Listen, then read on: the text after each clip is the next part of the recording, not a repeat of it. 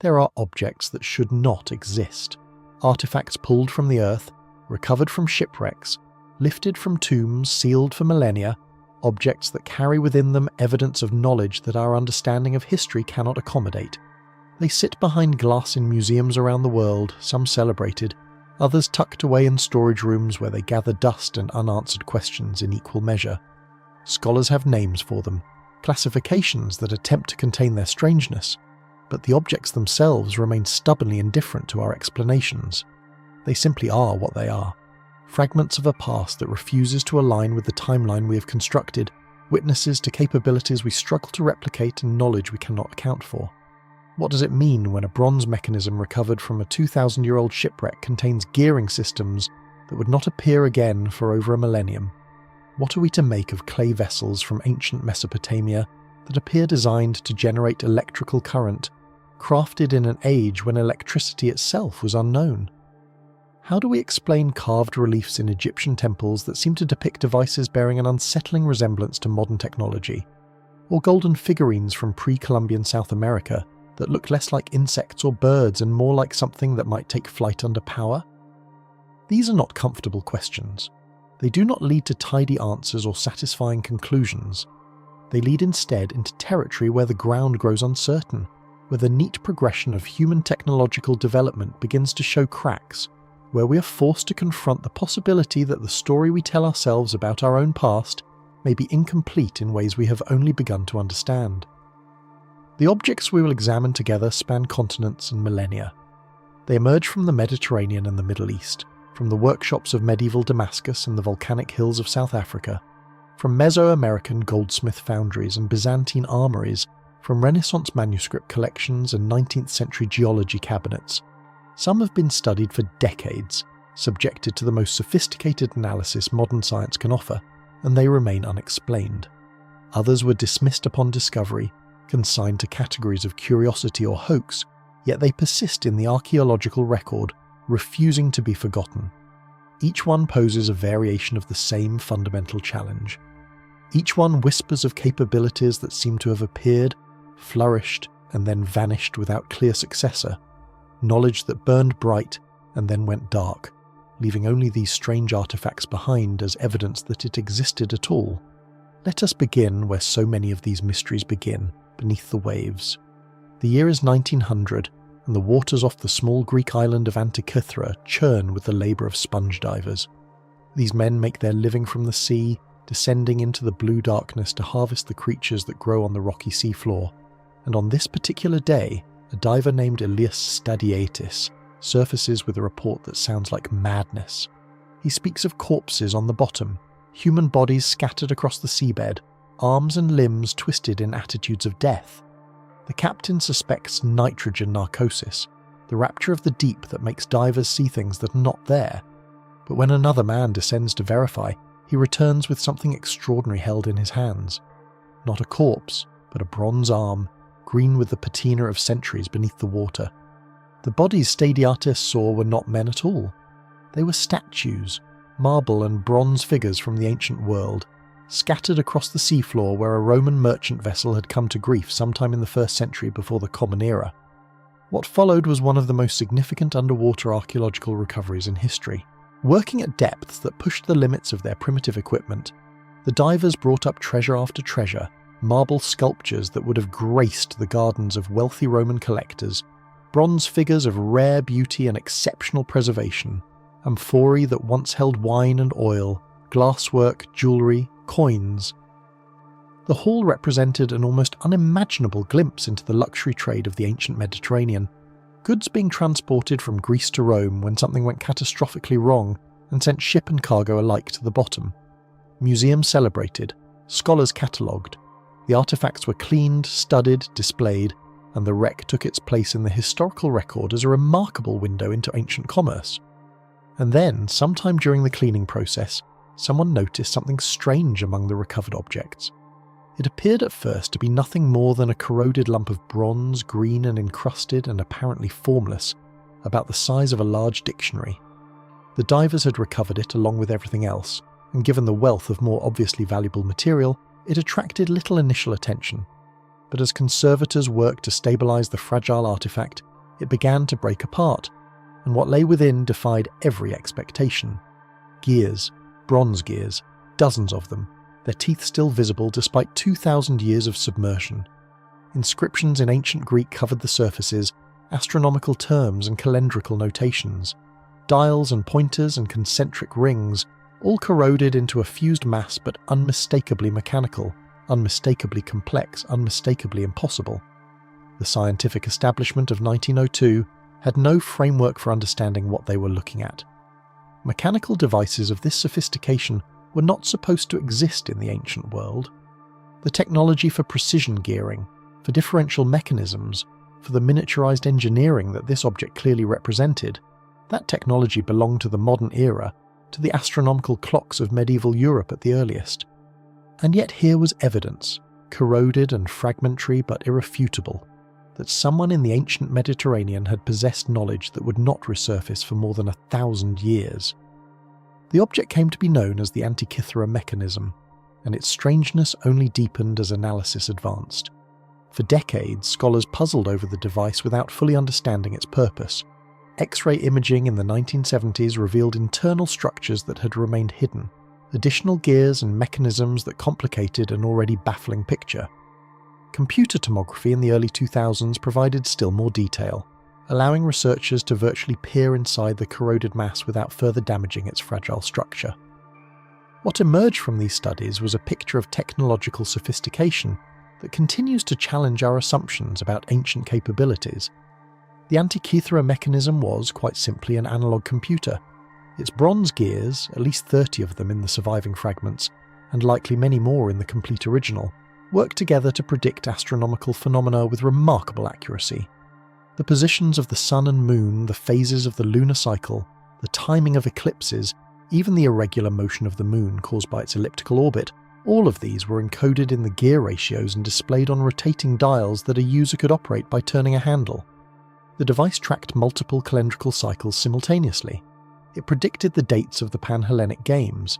It modelled celestial mechanics with a degree of precision that would not be matched in the Western world until the astronomical clocks of the Renaissance, nearly 1,500 years later. Consider what this means. Consider what knowledge must have existed for such a device to be conceived, designed, and constructed. The gearwork alone represents a level of metallurgical and mechanical sophistication that mainstream archaeology does not associate with the ancient world. The gears are small, some less than a centimetre in diameter, and their teeth had to be cut with extraordinary precision to mesh properly. A single error in a single tooth would have cascaded through the mechanism, rendering the calculations meaningless. The person or persons who built this device understood gear ratios. They understood how to model astronomical cycles as mechanical relationships. They understood the mathematics required to translate the irregular motions of celestial bodies into the regular rotation of bronze wheels. They possessed machine tools capable of working metal to tolerances that challenge modern craftsmen attempting to build replicas. Mainstream scholarship attributes the Antikythera mechanism to the broader Greek tradition of mechanical invention. We know from ancient sources that figures like Archimedes built devices of remarkable ingenuity, planetariums and calculating machines that amazed their contemporaries. The mechanism itself bears inscriptions that suggest a connection to Syracuse or perhaps Rhodes, centres of learning and craftsmanship in the Hellenistic world. The dating places its construction somewhere between 150 and 100 BCE, a period of vibrant intellectual activity in the Greek-speaking world, and the explanation holds that it represents the pinnacle of a mechanical tradition that was subsequently lost when the political and economic conditions that supported such specialised work collapsed. Yet the questions multiply the more closely one looks. If such devices were built in the ancient world, why is this the only one ever recovered? If the knowledge to construct them existed, why does it leave no clear successor? We have references in ancient texts to complex mechanical devices, planetariums and automata that sound almost mythical in their descriptions. But we have no other physical evidence approaching the sophistication of the Antikythera mechanism. The technology appears, fully formed and staggeringly advanced, and then it vanishes from the historical record for more than a millennium. What happened to the craftsmen who built it? What happened to the workshops where the gears were cut, to the tools that shaped the metal, to the accumulated knowledge of generations that must have been required to reach such a level of precision? Did it simply dissipate when patronage dried up? Did the knowledge die with individual masters who never trained successors? Or was there something else at work? Something that prevented this technology from spreading? Something that kept it contained within a small circle of practitioners who took their secrets with them when they departed the world? The Antikythera mechanism sits now behind glass in the National Archaeological Museum of Athens, its bronze gears frozen in eternal stillness, its dial set to a sky that has long since turned through all its configurations and begun again countless times. Visitors peer at it through the protective barrier, trying to reconcile what they see with what they think they know about ancient capabilities. Scholars continue to study it with ever more sophisticated tools, teasing out new details, proposing new theories, building new replicas that attempt to recreate its functions. And the mechanism itself remains silent, offering no explanations, revealing its secrets one gear tooth at a time, a messenger from an age that understood things we have forgotten. What other knowledge vanished with it? What else might have existed that we cannot reconstruct because no examples survived?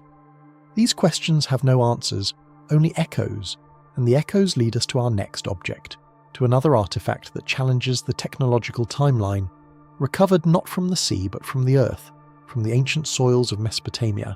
In 1936, workers excavating near the village of Kujut Rabu, southeast of Baghdad in modern Iraq, uncovered a collection of objects that would eventually become known as the Baghdad Battery, though that name itself presumes an answer to questions that remain unresolved.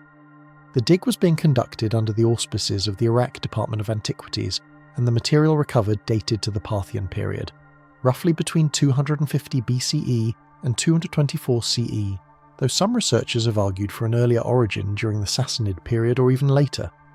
Among the clay pots and ceramic fragments and ordinary detritus of ancient daily life, the workers found something peculiar: a terracotta vessel about 13 centimetres tall containing a copper cylinder, within which sat an iron rod corroded with what appeared to be acidic residue. The German archaeologist Wilhelm König was the first to study the objects in detail, and the first to propose the interpretation that has made them famous. In König's analysis, the assemblage bore a striking resemblance to a galvanic cell, the basic component of an electrical battery. The copper cylinder would serve as one electrode, the iron rod as another, and the acidic substance, perhaps vinegar or wine, would provide the electrolyte necessary to generate a small electrical current. If König's interpretation was correct, then someone in ancient Mesopotamia had possessed knowledge of electrochemistry more than a millennium before Alessandro Volta's famous experiments in 1800 inaugurated the modern electrical age. The suggestion was met with the skepticism it perhaps deserved. Extraordinary claims require extraordinary evidence, and the interpretation of archaeological objects is rarely straightforward. Multiple alternative explanations have been proposed for the Baghdad artifacts, and each has its defenders within the scholarly community. Perhaps they were storage vessels for sacred scrolls. Perhaps the copper cylinders held incense or cosmetics.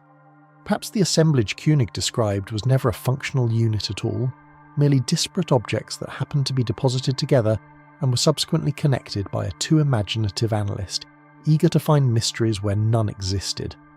Yet the objects stubbornly resist complete dismissal. Multiple researchers, working independently and with varying degrees of sophistication, have constructed replicas of the Baghdad Battery and demonstrated that they do, in fact, function. A copper cylinder containing an iron rod, immersed in an acidic electrolyte within a ceramic vessel, will generate a small but measurable electrical current, typically less than a volt, but consistent and reproducible. The question is not whether such a device could work. The question is whether ancient Mesopotamian craftspeople actually built and used them, and if so, for what purpose? Here the mystery deepens rather than resolving. If the Baghdad Battery was indeed a functional electrochemical cell, what did ancient users do with the electricity it produced? Modern researchers have proposed several possibilities, none of which can be definitively proven or disproven given the available evidence. Perhaps the devices were used for electroplating, for depositing thin layers of gold or silver onto base metal objects. Ancient gilded artifacts from the region do exist, and while most experts attribute their golden surfaces to mercury amalgam techniques or mechanical bonding, the possibility of electrical deposition cannot be entirely excluded. Perhaps the devices had medical applications, delivering mild electrical stimulation as a therapeutic treatment. a practice that has parallels in other ancient cultures even without electrochemical cells. Perhaps they served some ritual or religious purpose, producing the physical sensation of a small shock that could be interpreted as divine contact or supernatural power, or perhaps they were something else entirely, their true function so foreign to our categories that we cannot recognize it, even when holding the evidence in our hands. The mainstream archaeological position holds that the Baghdad battery was almost certainly not a battery at all, that the interpretation relies on wishful thinking and anachronistic projection, that we see what we want to see in ambiguous evidence. This may well be correct. The principle of parsimony suggests that ordinary explanations should be preferred over extraordinary ones, and there are plenty of ordinary purposes a copper cylinder and iron rod might serve that do not involve electrochemistry. The objects that Koenig studied were lost during the chaos of the 2003 invasion of Iraq, along with thousands of other priceless artifacts from the Baghdad Museum, so modern researchers cannot subject them to the kind of sophisticated analysis that might settle the question. But the loss of the original objects does not erase the questions they raised. Other similar assemblages have been reported from the region, though none have been studied with the rigour the question demands. The replication experiments have been successful enough that the electrochemical interpretation cannot be dismissed as physically impossible, and the broader context of ancient Mesopotamian technical achievement, the sophisticated metallurgy, the advanced mathematics, the astronomical knowledge encoded in cuneiform tablets, suggests a culture capable of discoveries that we might not expect. What if they stumbled upon the principles of the galvanic cell through empirical observation, through the practical experience of working with metals and acidic substances in close proximity? What if they observed the strange tingling sensation, the subtle corrosion patterns, the unusual behaviour that occurs when certain materials are combined in certain ways? They would not have understood the phenomenon in the terms we use today, would not have spoken of electrons or ions or electrical potential, but they might have recognised something useful, something worth preserving, something worth replicating. And if that knowledge existed, if it was developed and applied and perhaps even systematised within some narrow tradition of craftsmen or priests, then where did it go? Why did it leave no clear trace in the historical record? Why did humanity have to wait until the Enlightenment to rediscover principles that might have been known, however imperfectly, in the ancient Near East? The ground shifts beneath us. The timeline begins to fray. We travel now from Mesopotamia to Egypt, from the clay vessels of Kujut Rabu to the carved stone walls of Dendera, where images that have puzzled observers for more than a century await our examination. The Hathor Temple at Dendera stands on the western bank of the Nile, roughly 60 kilometres north of Luxor, one of the best preserved temple complexes in all of Egypt. Its construction spanned centuries, with the surviving structures dating primarily to the Ptolemaic and Roman periods, though temples have stood on this site for far longer, and the religious traditions they embodied reach back into the deepest antiquity of Egyptian civilization. Pilgrims came here to worship Hathor, goddess of love and music and motherhood, and the priests who served her adorned the temple walls with reliefs depicting the rituals and myths and cosmic truths of their faith. Among those reliefs, in a subterranean crypt accessible only to the initiated, appear images that have acquired an unsettling resonance in the modern imagination. The carvings show figures supporting large, elongated, bulb-shaped objects that extend from the opened mouths of lotus flowers. Within these bulbous shapes, sinuous forms undulate, resembling nothing so much as filaments. At the base of each lotus, a pillar-like structure supports the entire assemblage, and from some of these bases, cables or cords seem to extend to box-like objects attended by additional figures. The overall impression, to a viewer familiar with 19th and 20th century technology, is startling. The images look like enormous light bulbs, complete with filaments and supporting structures and power supplies. The Dendera light interpretation, as it has come to be called, holds that these reliefs depict actual working devices that produced artificial illumination. Proponents point to the practical problem of lighting the deep interior chambers of Egyptian tombs and temples, spaces that show no evidence of the soot deposits that torches or oil lamps would inevitably leave behind. If the Egyptians possessed some form of electric lighting, the argument runs, it would explain how artisans could work in darkness without smoke, how the elaborate painted decorations that cover every surface of tombs like those in the Valley of the Kings could have been produced without visible fire damage. Egyptologists reject this interpretation with varying degrees of patience or exasperation depending on how many times they have been asked about it. The mainstream reading of the Dendera reliefs sees them as mythological depictions related to Egyptian creation cosmology. The bulb-shaped objects represent the waters of chaos from which creation emerged. The serpentine forms within them are snakes, specifically the primordial deity Harsomptus, and the lotus flowers from which they emerge are symbols of creation and renewal that appear throughout Egyptian iconography. The supporting pillars are Djed symbols, representing stability and the backbone of Osiris. The entire composition depicts cosmic mythology, not technology, and reading it otherwise requires projecting modern assumptions onto ancient imagery. This explanation is compelling. It is consistent with what we know of Egyptian religious symbolism, with the role these particular images play in the broader decorative program of the Hathor temple, with the functions the crypts served in the ritual life of the priesthood. The mainstream interpretation accounts for the evidence without requiring us to posit electrical technology in a civilization that left no other trace of such capabilities, no batteries, no wire, no generators, no physical artifacts that could have produced or utilized electrical current. And yet, the images remain strange. Viewed without the conditioning of either interpretation, they possess an ambiguity that cannot be entirely resolved. The bulb shapes are unusual within Egyptian art. The serpentine filaments have a regularity, a repeating parallel structure that distinguishes them from other depictions of snakes in the same tradition. The supporting structures and connecting elements have an oddly mechanical quality that does not appear elsewhere in the temple's decorative scheme. These details prove nothing. They could easily be explained as variations in artistic style, as the idiosyncrasies of particular craftsmen, as features whose significance lies entirely within the symbolic rather than the technological realm. But they permit questions to linger where certainty should reign. If we knew nothing of ancient Egypt, if we approached these images with completely fresh eyes, what would we see? Would the mythological interpretation occur to us at all?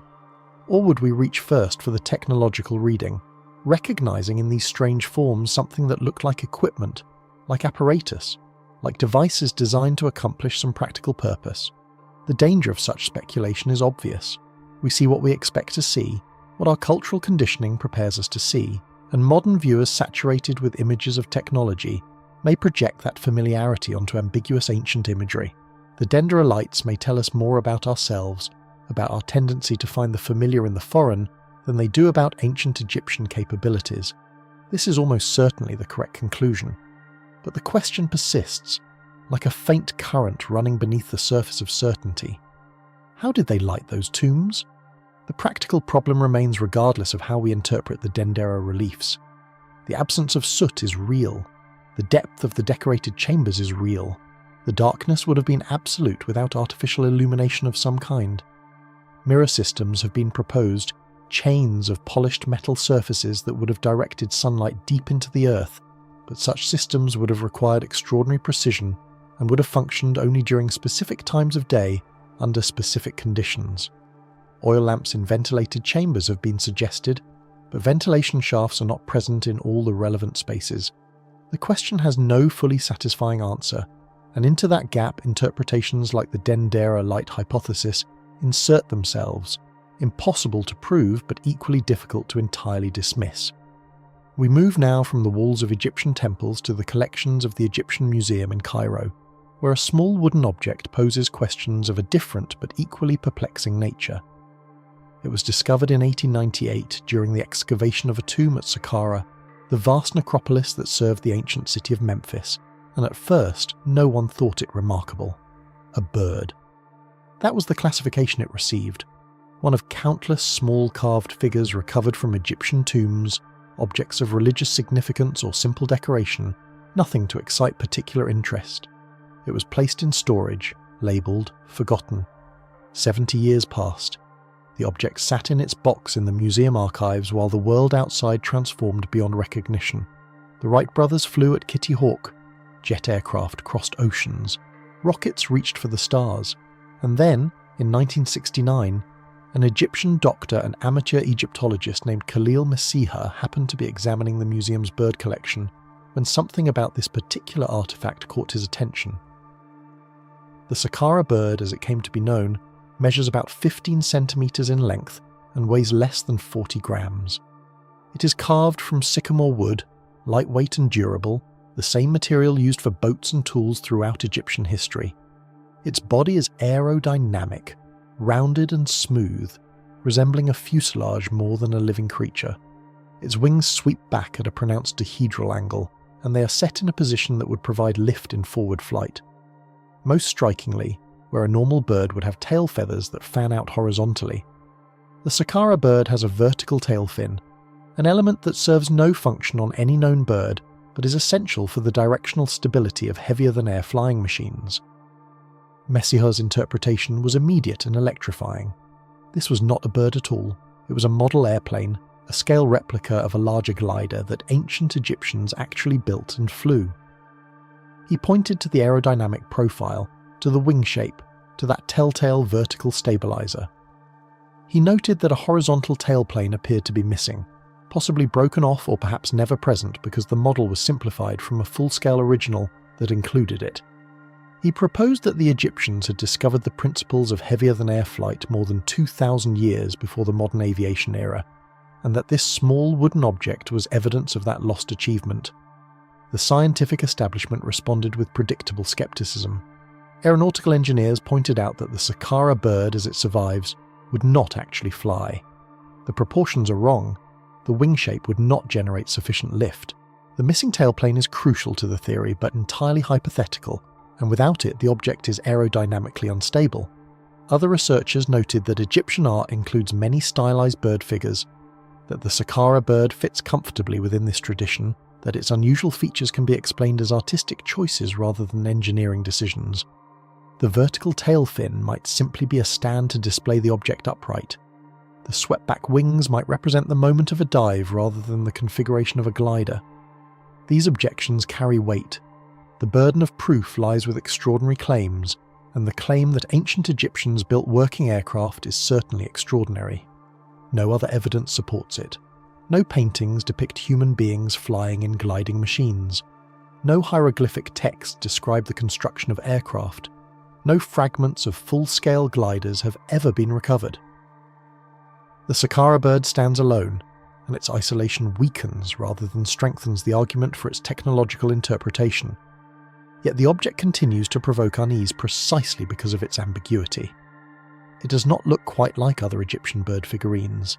The features that Messiha identified, the aerodynamic profile, the swept wings, the vertical stabilizer, are genuinely unusual, even if they can be explained in conventional terms, and the possibility, however remote, that ancient peoples discovered aerodynamic principles through empirical observation, through watching birds and experimenting with shapes that caught the wind, cannot be entirely dismissed. We know that they built sophisticated sails for their ships. We know that they understood how moving air could generate force. Is it impossible that some curious mind, some ancient experimenter, might have taken that understanding a step further, might have carved a shape that the wind could lift, might have discovered something that was subsequently lost? The Saqqara bird offers no answers. It sits behind its glass case, wings frozen in their backward sweep, vertical fin rising from its tail, inviting interpretation and refusing confirmation. A bird or a plane, a toy or a model, a religious object or a technological artifact. The categories themselves may be false divisions, imposing modern distinctions onto an ancient culture that understood the world in terms we can no longer fully access. Perhaps it is both and neither, a carved object that served purposes we cannot reconstruct, that meant things to its makers that we cannot know. From Egypt we travel across the Atlantic, to the highlands of Colombia, to the workshops of the Quimbaya civilization that flourished between 300 and 1600 CE. The Quimbaya were master goldsmiths, among the most skilled workers of precious metals in the pre-Columbian Americas, and their artifacts have been treasured since Spanish conquistadors first encountered them and began melting them down for bullion. Fortunately, some pieces survived, and among them are small golden figurines that have puzzled observers for decades.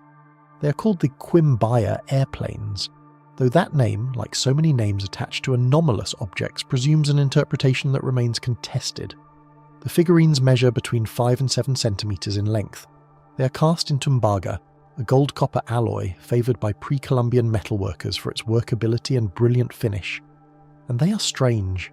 Most have been interpreted as stylized insects, fish, or birds, the kind of naturalistic subject matter common in Quimbaya art. But certain examples possess features that fit uneasily into any of these categories. They have triangular wings set at midpoint on the body, vertical tail fins, horizontal tail stabilizers, and fuselage shapes that taper to rounded noses. They look, to modern eyes conditioned by a century of aviation, remarkably like aircraft. The comparison has been tested with surprising results. In the 1990s, German researchers built scaled-up replicas of several Quimbaya figurines and fitted them with engines and radio controls. The models flew. They were aerodynamically stable, capable of sustained powered flight, and performed well enough to suggest that the original forms were not arbitrary, but reflected genuine principles of aerial design. The researchers concluded that while they could not prove the Quimbaya intended to represent flying machines, the shapes they created would function as such if built at appropriate scale with appropriate power sources. Mainstream archaeology interprets the figurines as stylized animals, pointing to the many clearly zoomorphic pieces in Quimbaya collections, to the absence of any evidence that pre-Columbian South Americans built or flew actual aircraft, to the danger of imposing technological assumptions onto cultures that operated according to entirely different logics. The triangular wings might represent fins, the vertical stabilizers might be exaggerated tail feathers, the overall shapes might be artistic abstractions of familiar creatures rendered in the characteristic style of a particular workshop or period. Both interpretations can be supported. Neither can be proven. The figurines themselves maintain their ambiguous silence, golden messengers from a vanished culture, their true meaning lost with the minds that conceived them. And the question they pose echoes the questions we have already encountered. Did ancient peoples, working through observation and experiment, discover principles that we assume to be modern?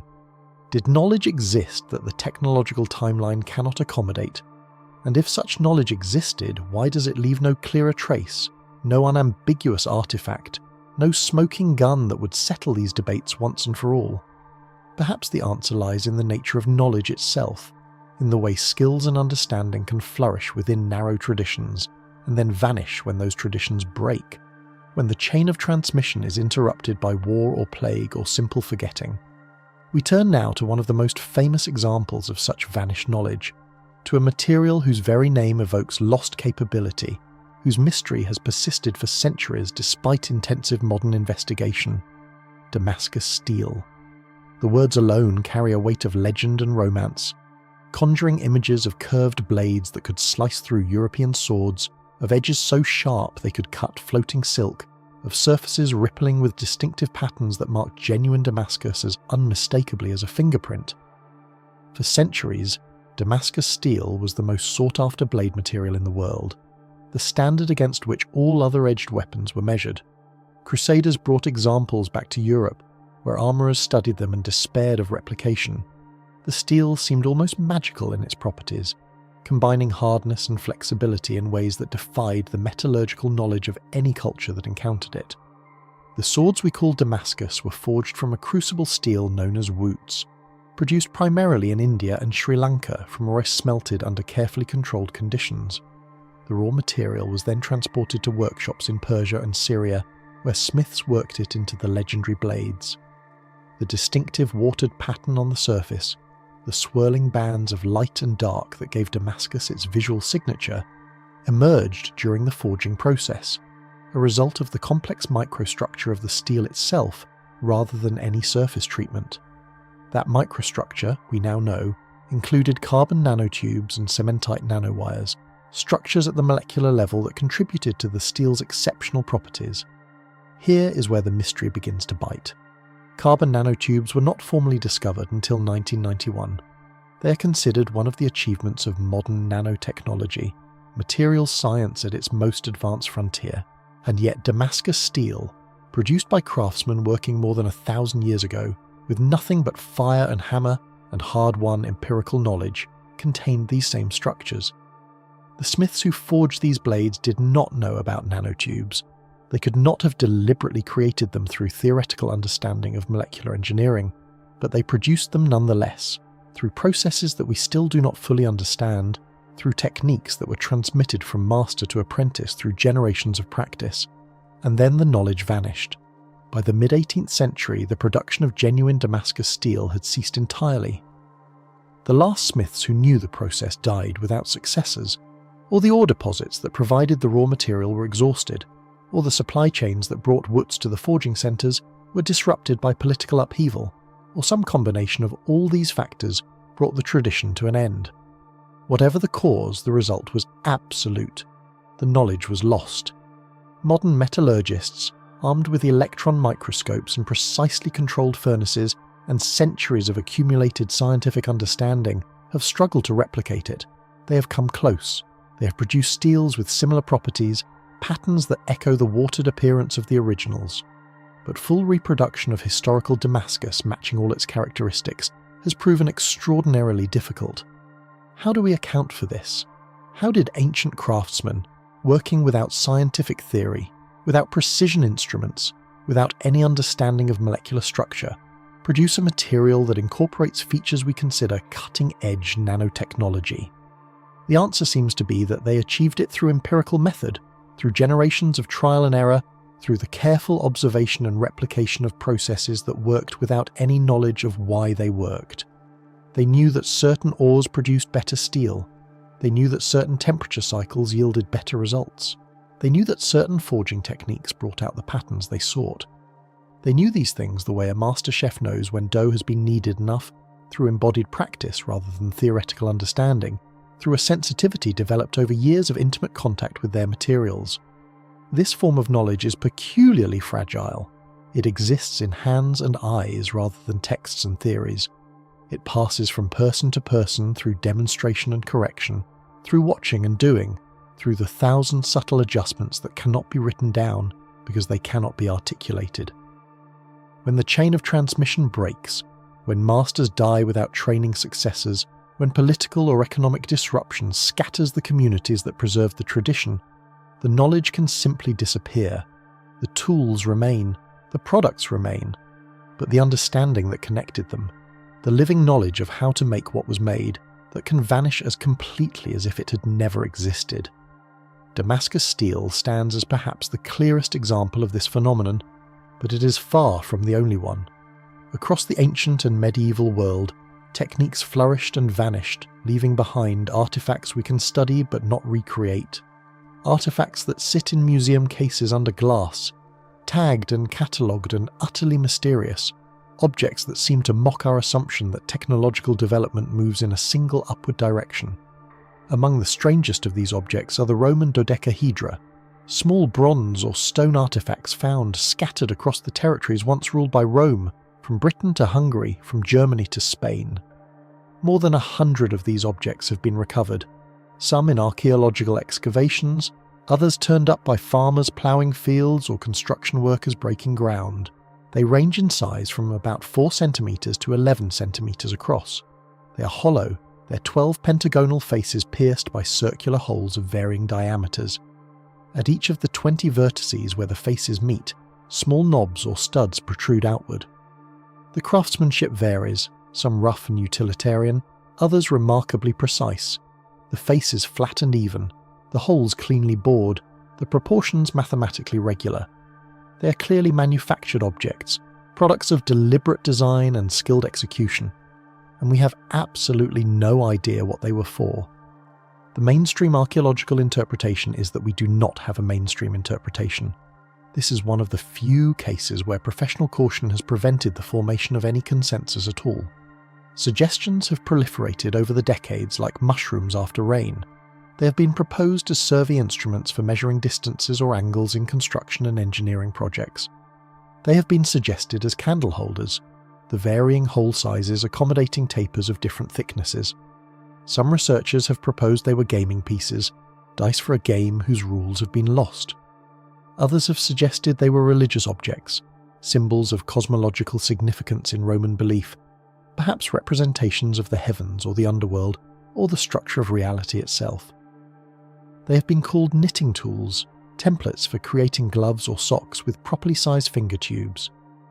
They have been proposed as children's toys, as military standards, as components of some larger apparatus whose nature we cannot guess. None of these explanations has gained widespread acceptance. None of them accounts for all the features of the objects, their specific geometry, their varying hole sizes, their distribution across the empire, their apparent restriction to the northern and western provinces. If they were candle holders, why the elaborate construction? Why the multiple holes of different sizes? Why the absence of wax residue on so many specimens? If they were surveying tools, how were they used? And why are there no references to them in the extensive Roman literature on engineering and construction? If they were gaming pieces, why do we never see them depicted in the many Roman images of gaming and recreation? And why do they vary so much in size and precision? If they were religious objects, why are they never mentioned in the extensive records of Roman religious practice? And why were they buried or discarded in such ordinary contexts in wells and ditches and field boundaries rather than temples and sacred precincts? The mystery deepens when we examine what the Romans themselves said about these objects. The answer is nothing. Absolute silence. Despite the vast body of Roman literature that survives, despite the detailed accounts of daily life, religious practice, military affairs, technical processes, domestic activities, there is not a single reference to the dodecahedra, not one description of their use, not one mention of their name. Whatever the Romans called these objects, whatever purpose they served in Roman life, that knowledge has been lost so completely that not a trace of it remains in the written record. This silence is itself remarkable. Roman writers were prolific and curious, interested in documenting everything from military tactics to agricultural techniques to philosophical speculation. That an object found in such numbers across such a wide area left no mark whatsoever on the literary record suggests either that it was so commonplace as to be beneath notice, like a modern paperclip or rubber band, or that it was associated with practices or beliefs that writers chose not to record, that existed below or beyond the horizon of official documentation. Recent experiments have added new dimensions to the puzzle. Some researchers, working with replica dodecahedra, have demonstrated that they could have been used as astronomical instruments, specifically as devices for determining the optimal planting dates for winter grain. By holding the object at a specific angle and observing which hole allowed sunlight to strike a surface at a particular configuration, a user could theoretically track the sun's position through the autumn sky and identify the precise moment for sowing. This would explain the varying hole sizes, calibrated for different latitudes across the empire. It would explain the restriction to northern and western provinces, where the timing of the autumn sowing was more critical and the solar angles different from the Mediterranean heartland. It would explain the craftsmanship, the precision required for astronomical calculation. But it remains speculation, elegant and plausible but unproven, one more theory added to the pile without definitively resolving the question. And perhaps that is the point. Perhaps the Roman dodecahedra serve as a reminder that some knowledge simply disappears, that objects can outlast the understanding that created them, that we inherit a material world far richer than our documentary evidence can explain. Every dodecahedron that sits in a museum case is a small monument to lost knowledge, a bronze or stone question mark that has waited 17 centuries for an answer that may never come. They are not evidence of impossible technology in the way the Antikythera mechanism seems to be. They are not products of capabilities we struggle to understand. They are in some ways more disturbing than that. They are evidence of ordinary knowledge, everyday practice, something common enough to be found by the hundred across half a continent, that was nonetheless so fragile, so dependent on lived context and oral transmission, that it could simply evaporate when the world that created it passed away. What else has been lost in this way? What techniques and tools and practices that seemed utterly unremarkable to their users have left behind only mute artifacts, objects we can hold in our hands but cannot read? The question applies not only to Rome but to every vanished civilization, to every discontinuity in human history, where one way of life ended and another began. Knowledge that seemed permanent, embedded in the fabric of daily existence, can prove as mortal as the people who carried it. From the refined enigma of Roman craftsmanship, we turn now to something far older and far stranger. Objects that emerged from the deep time of geological process rather than human manufacture, or so it initially appeared. The Klerksdorp spheres are small, roughly spherical objects found in pyrophyllite deposits near Ottosdal, South Africa. The pyrophyllite, a soft metamorphic rock used in various industrial applications, is mined from deposits that are estimated to be approximately 2.8 billion years old, dating to the early Precambrian era, long before complex life existed on Earth, long before even single-celled organisms had diversified into the forms that would eventually give rise to plants and animals and human beings. The spheres have been found by miners over several decades, extracted from the rock during routine quarrying operations, small objects that caught the workers' attention because they seemed so out of place, so regular and deliberate amid the chaotic texture of natural stone. The spheres range from about half a centimetre to 10 centimetres in diameter. Many are slightly flattened, more oblate than perfectly spherical. Some are single objects of solid material. Others feature one or more parallel grooves running around their equators, as if they had been lathed or scored by some deliberate hand. The material varies, some appearing to be a form of hematite, an iron ore, others composed of the pyrophyllite itself, others of a transitional composition. Their surfaces are often remarkably smooth, their shapes strikingly regular, their grooves apparently too precise to be the product of random natural processes. Mainstream geology interprets the Klerksdorp spheres as natural concretions, mineral formations that develop within sedimentary or volcanic rock as dissolved minerals precipitate around a nucleus, building up layer by layer over geological time. Concretions are common throughout the world. They form in many shapes and sizes, from tiny nodules to massive boulders. They can be spherical, elongated, flattened, or irregular. The processes that create them are well understood in general terms, though the specific conditions that produce any particular concretion can be complex. The grooves on some Klerksdorp spheres, according to this interpretation, are the result of fine-grained laminations in the original sediment, thin layers of slightly different composition that weathered at different rates when the concretions were exposed, creating the appearance of deliberate scoring. This explanation accounts for the spheres as a product of nature rather than intention. It places them firmly within the known processes of geology, removes them from the category of anomaly, renders them interesting but not mysterious. And yet certain aspects of the Klerksdorp spheres continue to resist this comfortable categorization. Some specimens exhibit a degree of regularity that seems difficult to explain through purely natural processes. The sphericity of certain objects is remarkably precise, more so than typical concretions. The parallel grooves on some specimens are so evenly spaced, so consistently deep, that they appear almost machined. Some observers have reported that certain spheres are extraordinarily hard, harder than the surrounding rock, harder than would be expected for the materials involved, though systematic hardness testing has produced inconsistent results. Most controversially, some accounts have claimed that certain spheres exhibit a slight rotational behaviour when placed on a level surface, though these claims have not been verified under controlled conditions and are widely disputed. The fundamental difficulty with the Klerksdorp spheres is not that they cannot be explained naturally. They probably can.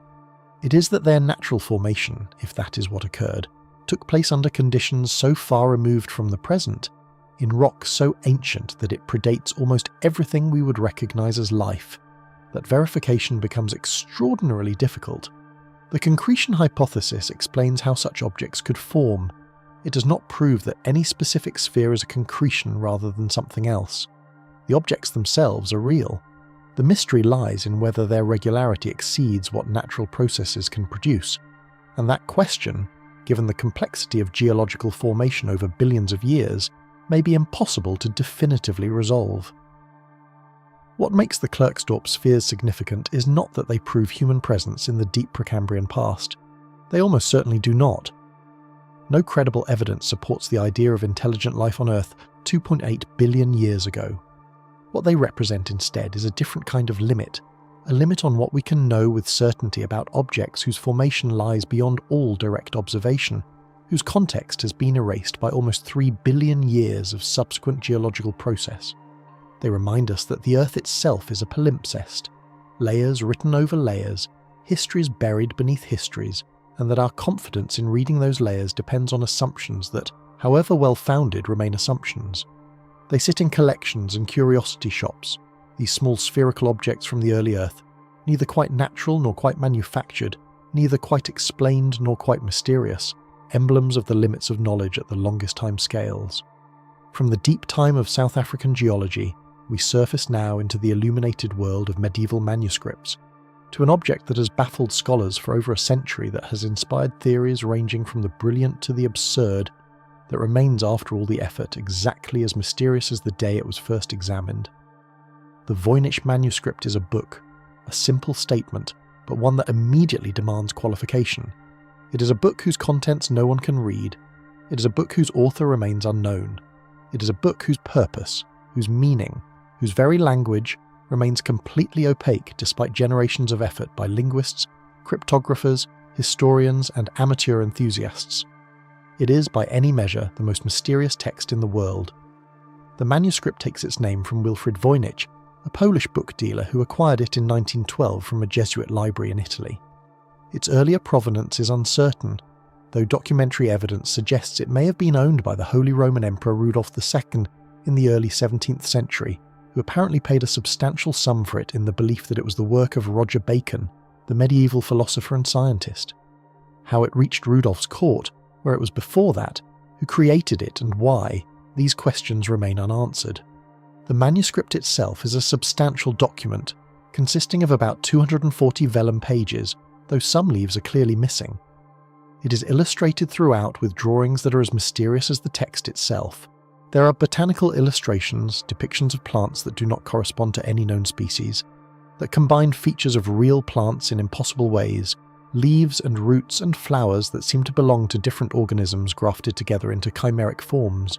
There are astronomical diagrams, circular arrangements of stars and symbols, and strange figures that suggest zodiacal or cosmological significance without clearly depicting any known system. There are illustrations of human figures, mostly female, bathing in pools and tubes of green liquid, connected by elaborate plumbing systems whose purpose is entirely unclear. There are pages of dense text arranged around the margins of elaborate diagrams, recipe-like entries, what appear to be labels and annotations, and extended passages of continuous prose. The text itself is written in a script that has never been seen anywhere else.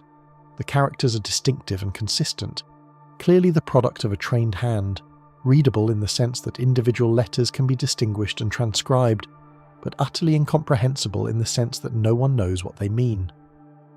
The alphabet, if that is what it is, consists of between 20 and 30 distinct characters, depending on how one counts certain ambiguous forms. The words, if that is what they are, range from 2 to 10 characters in length, with certain patterns and distributions that suggest they represent a genuine linguistic structure, rather than random gibberish. Statistical analysis of the text has revealed several remarkable properties. The frequency distribution of characters shows regularities that mirror natural languages. The positional behaviour of characters within words, which characters tend to appear at the beginning, middle or end, shows patterns consistent with phonetic writing. The text exhibits what linguists call Zipf's law, a mathematical relationship between word frequency and rank that appears in all natural languages and is extremely difficult to fake. By every statistical measure, the Voynich text behaves like a real language, but no one can read it. Theories about the manuscript's contents and purpose have proliferated without restraint. It has been proposed as a medieval herbal, an astrological treatise, an alchemical text, a pharmaceutical manual, an early work of science fiction, a devotional text for a heterodox religious sect, an elaborate hoax, a cipher for concealing dangerous knowledge from the Inquisition, an invented language created for philosophical or religious purposes, and many other things besides. Each theory has its adherents, its supporting evidence, its objections. None has achieved anything like consensus. The hoax hypothesis has gained significant traction in recent decades.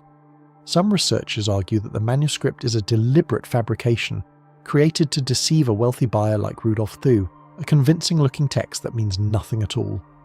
Supporters of this view point to certain features that seem to argue against the text being genuine language: the repetitiveness of certain character sequences, the apparent absence of corrections or scribble errors, the almost suspicious regularity of the writing. They have proposed various methods by which a skilled forger could create text that mimics the statistical properties of language without actually encoding meaning. Yet the hoax hypothesis has its own difficulties. The manuscript is a substantial work, requiring considerable effort and expense to produce. The vellum alone, the calfskin pages on which the text is written, represents significant cost. Radiocarbon dating has placed the vellum's manufacture in the early 15th century, between roughly 1404 and 1438, which would make it contemporary with the period the text claims to represent rather than a later forgery. The ink analysis is consistent with medieval composition. If it is a hoax, it is an extraordinarily elaborate and expensive one, created by someone with remarkable skill and patience for a purpose that remains unclear. And there is the question of the illustrations. The botanical drawings, for all their strangeness, show features that suggest actual observation, details of root systems and leaf structures that would be odd choices for a faker working purely from imagination. Some researchers have proposed that the plants are real species, depicted during specific growth stages or in unusual conditions or according to artistic conventions we no longer understand. Others suggest they represent stylized versions of real plants, their features exaggerated or combined for symbolic rather than botanical purposes. Still others argue they are entirely imaginary, invented flora for an invented world, though why anyone would go to such lengths remains unexplained. The Voynich manuscript resists every attempt at understanding. It has defeated some of the finest cryptographers in history, including teams that broke the Enigma code during World War II. It has absorbed thousands of hours of scholarly effort without yielding its secrets. It sits in Yale University's Beinecker Rare Book and Manuscript Library, available for study, its pages as legible as the day they were written, its meaning as inaccessible as if it had been composed on another planet. What form of knowledge does it preserve? We do not know. What language, what cipher, what system of thought encoded itself in these strange characters and stranger images? We do not know. Was it the private language of a solitary genius, the secret writing of a hidden community, the elaborate joke of a medieval con artist, or something else entirely? We do not know. The Voynich manuscript is perhaps the purest example of preserved incomprehension, a text that has survived intact while the key to its meaning has been utterly lost.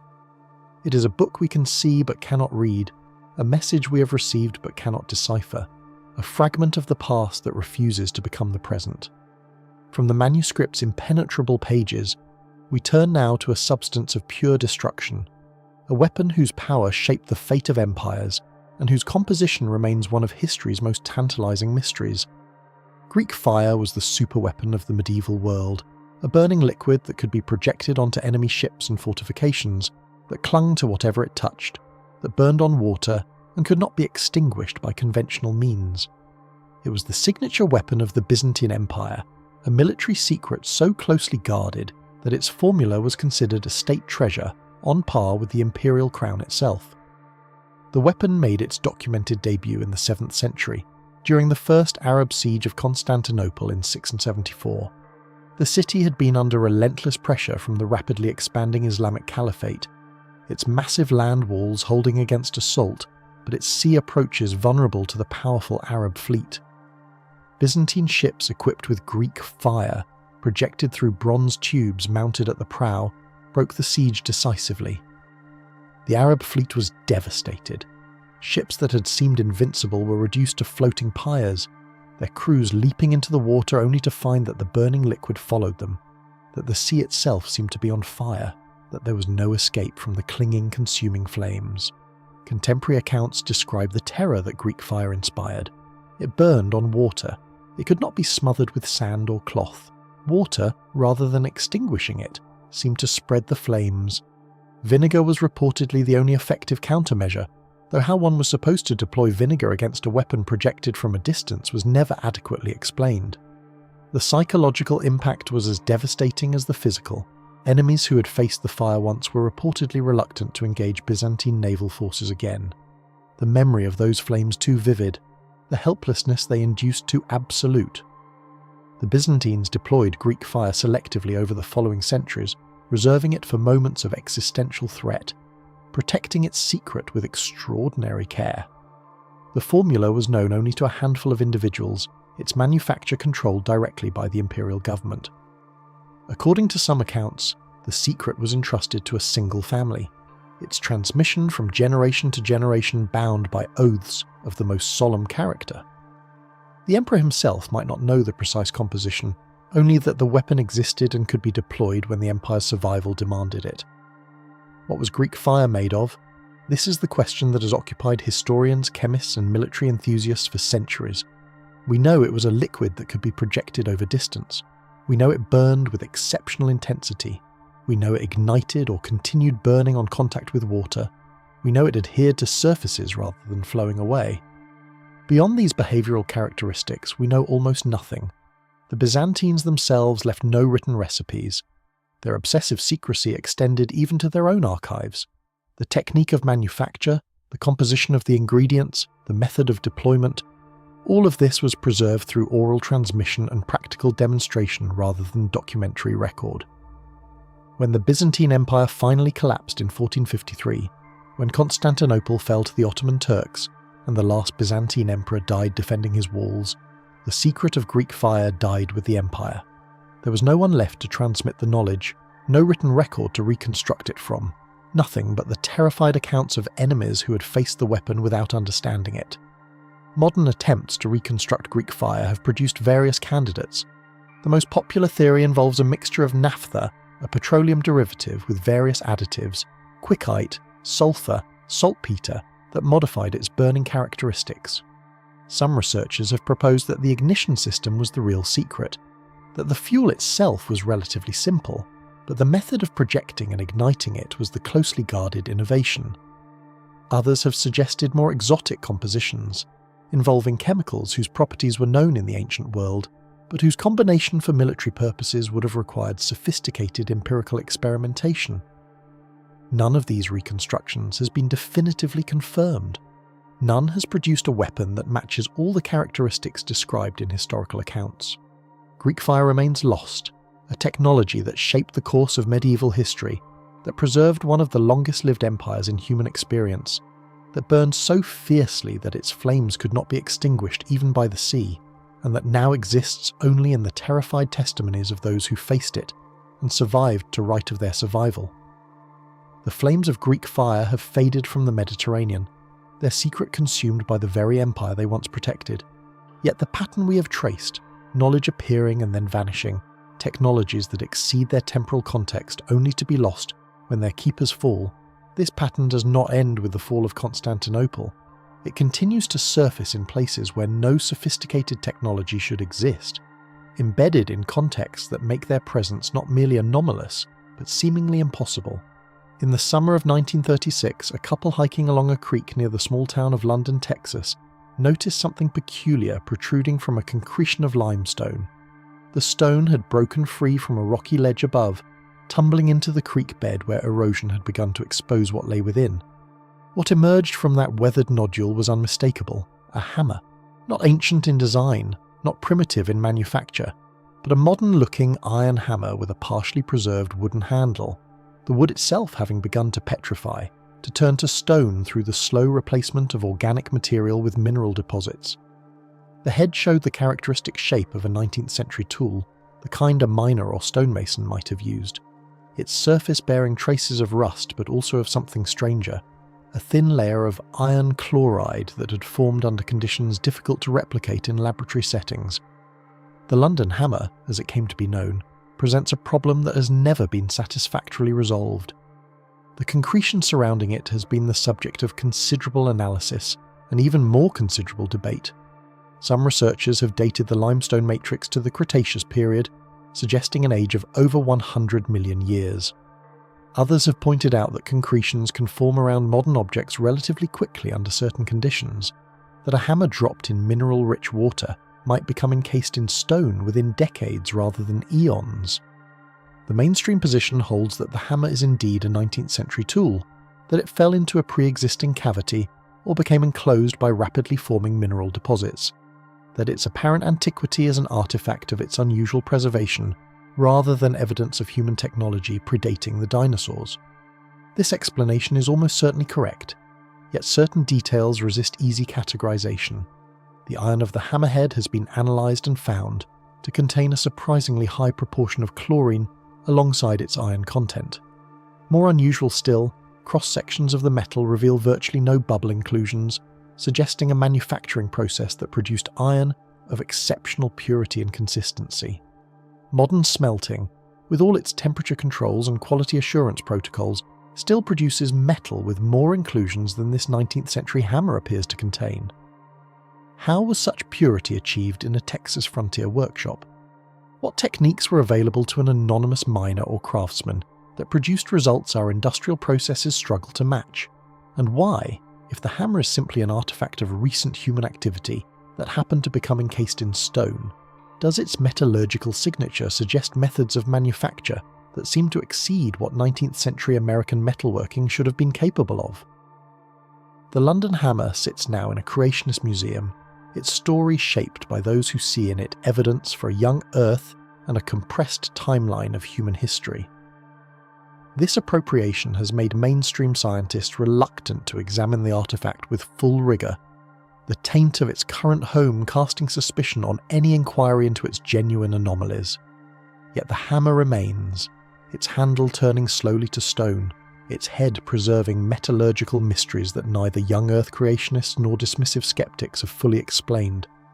From Texas, the trail of anomalous artifacts leads to the California desert, to a discovery made in 1961 that generated sensational headlines before settling into the disputed territory between hoax and genuine mystery. 3 mineral collectors, out searching for geodes near the small town of Olancha, gathered several promising nodules from the dry lake bed of Owens Lake. One of these concretions proved resistant to the usual methods of opening. When finally cut with a diamond saw, it revealed something that had no business being inside a geological formation, something that looked unmistakably like a modern spark plug. The Coso artifact, named for the nearby Coso Mountains, became an instant sensation. A spark plug, embedded in what appeared to be a 500,000-year-old rock, suggested either that human civilization was far older than any evidence supported, or that some other intelligence had been present on Earth manufacturing ignition systems before the first humans walked upright. Examination revealed that the central component was indeed consistent with the 1920s-era Champion spark plug, the type commonly used in early Ford automobiles. The outer concretion, however, was harder to explain. Some analysts claimed the shell was iron oxide that had accumulated over centuries, suggesting the object had been lying in the lakebed since long before the automotive age. Others pointed out that concretions can form rapidly around iron objects, that a spark plug tossed from a passing vehicle in 1920 might well have developed a stone-like coating by 1961. The truth remains contested. No rigorous geological dating has been performed on the Coso artifact. The original discoverers allowed it to be passed from hand to hand among collectors and researchers without maintaining proper chain of custody for scientific purposes. Much of the outer shell was destroyed in the process of analysis, making further examination impossible. What remains is a puzzle without clear resolution. If the Coso artifact is simply an old spark plug that accumulated a mineral coating over a few decades, it tells us something interesting about how quickly concretions can form but nothing particularly mysterious. If, however, the outer shell proves to be genuinely ancient, if rigorous dating methods could establish its age as predating the invention of the internal combustion engine, then we would face the same uncomfortable questions that haunt the Antikythera mechanism, the Baghdad battery, and every other technology that appears where the timeline says it should not. The Coso artifact has never received such dating. It sits now in private hands, its mysteries unresolved, its status as either elaborate hoax or genuine anomaly, left permanently undetermined by the circumstances of its discovery and subsequent handling. Yet even as we acknowledge the uncertain status of some alleged out-of-place artifacts, even as we recognise that human psychology inclines us toward mystery, and that this inclination can manufacture anomalies where none exist, we must also acknowledge that the pattern we have traced throughout this journey is not reducible to wishful thinking or sloppy science. The Antikythera mechanism exists.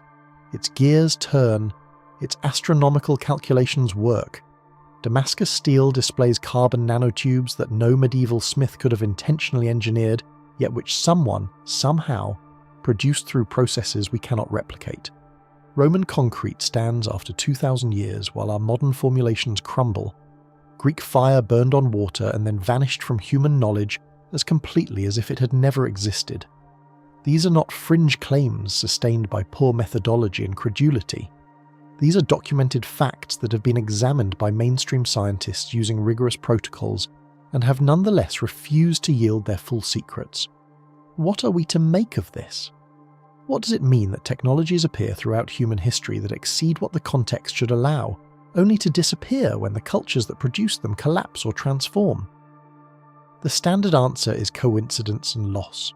Knowledge is fragile, libraries burn, craftsmen die without training apprentices, empires fall and carry their innovations down with them. Over a long enough timeline, the survival of any particular technique becomes improbable. What we see when we look at Damascus steel or Greek fire is not evidence of lost advanced civilizations, but simply the normal attrition of time applied to human achievement, the sad but inevitable reality that most of what humans create will eventually be forgotten. This explanation has much to recommend it. It requires no extraordinary assumptions, no hidden civilizations, no alternative histories that contradict the archaeological record.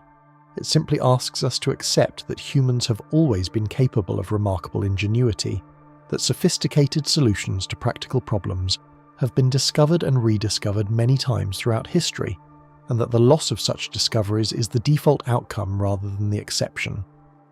And yet the Klerksdorp spheres sit in their museum cases in South Africa, their grooves running precisely around their circumferences, their ages extending back billions of years before any life more complex than bacteria existed on Earth.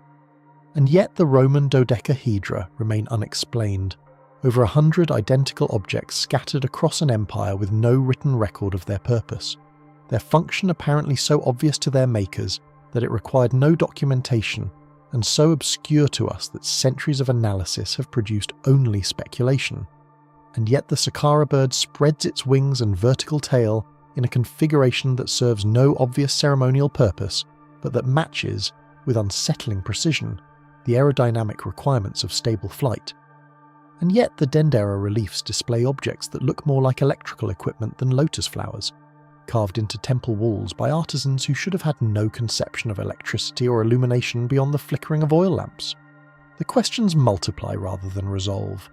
Each object we have examined opens new mysteries rather than closing old ones. Each dismissal by mainstream science leaves residual anomalies unexplained, strange details that do not fit the conventional reading, but that are quietly set aside rather than confronted directly. This is not a criticism of science. Science must operate by establishing what can be proved and setting aside what cannot, by building on firm foundations rather than chasing every tantalizing hint toward conclusions that evidence does not support. Yet science also advances by attending to anomalies, by taking seriously the data points that do not fit existing models, by recognizing that our current understanding is always provisional and that tomorrow's discoveries may render today's certainties obsolete. What would it mean to take the out-of-place artifacts seriously?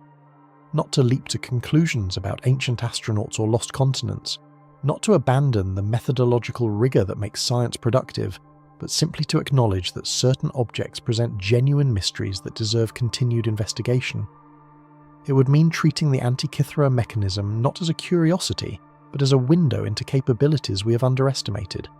It would mean examining Damascus steel not merely to admire its beauty, but to understand what processes, accidental or intentional, produced its remarkable properties. It would mean looking at the Baghdad battery and asking not whether it proves ancient electrical knowledge, but what a jar with copper and iron components was actually used for in a Parthian-era village. It would mean approaching each anomaly with the same curiosity and rigor that scientists bring to their primary research, recognizing that the margins of knowledge are often where the most important discoveries wait to be made.